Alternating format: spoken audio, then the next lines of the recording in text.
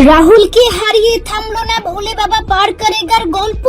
নতুন সিজনে কারা ক্ষিপ্ত দর্শক। একজন জনপ্রিয় অভিনেতার মৃত্যু, তারপরেও থামেনি শুটিং, বরং শুরু হয়ে গেল নতুন সিজন। হ্যাঁ, আমি বলছি স্টার জলসার জনপ্রিয় ধারাবাহিক ভোলে বাবা পার করেগার কথা। কিন্তু এখন প্রশ্ন একটাই, রাহুলকে হারিয়েও কিভাবে আবার শুরু হলো এই গল্প? সবকিছু বদলে যায় যখন শুটিং করতে গিয়ে জলে ডুবে মৃত্যু হয় জনপ্রিয় অভিনেতা রাহুল অরুণোদয় বন্দ্যোপাধ্যায়ের। দীঘার তালসারিতে শুটিং চলাকালীন এই দুর্ঘটনা ঘটে। তার সঙ্গে ছিলেন অভিনেত্রী শ্বেতা মিশ্র। যদিও শ্বেতাকে বাঁচানো সম্ভব হয়, কিন্তু রাহুল আর ফিরল না। এই ঘটনায় নাড়িয়ে দেয় পুরো টলিউড এবং তার ভক্তদের হৃদয়। ভোলে বাবা পার করেগা এই ধারাবাহিক খুব অল্প সময়ে দর্শকদের মনে জায়গা করে নিয়েছিল। বিশেষ করে উজান ও কুইনের জুটি, তাদের দুষ্ট মিষ্টি রোম্যান্স আর হানিমুন ট্রেক সব মিলিয়ে গল্পটা জমে উঠেছিল দারুণ ভাবে।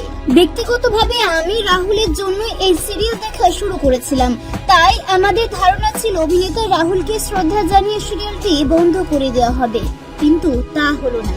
সবাইকে অবাক করে দিয়ে শুরু হলো নতুন সিজন। এইবার গল্প ঘুরে গেল একদম অন্যদিকে। মনে আছে স্টার জলসার ইচ্ছে নদী ধারাবাহিকের কথা? সেই ধারাবাহিকের একেবারে হুবহু। দুই বোন রূপাঞ্জনা ও নীলাঞ্জনের গল্প নিয়ে এগোবে কাহিনী। মুখ্য চরিত্রে দেখা যায় বর্ণিনী চক্রবর্তী ওরফে নীলাঞ্জনা আর শ্রেয়া বসাক ওরফে রূপাঞ্জনা। গল্পে নীলাঞ্জনা তার বোনকে সহ্য করতে পারে না, আর রূপাঞ্জনা শান্ত সহনশীল, সব কষ্ট চেপে রাখে। কিন্তু এখানেই শুরু হলো বিতর্ক। রাহুলের মৃত্যুর রহস্য এখনো অমীমাংসিত, তার মধ্যেই নতুন সিজন শুরু হওয়ায় ক্ষিপ্ত দর্শকেরা। এটা কি ঠিক হলো?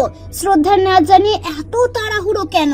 সোশ্যাল মিডিয়ায় এখন একটাই স্লোগান ট্রেন্ড চলছে, জাস্টিস ফর রাহুল। রাহুলের মৃত্যুর তদন্তের দাবিতে সামনে এসেছেন প্রিয়াঙ্কা সরকার।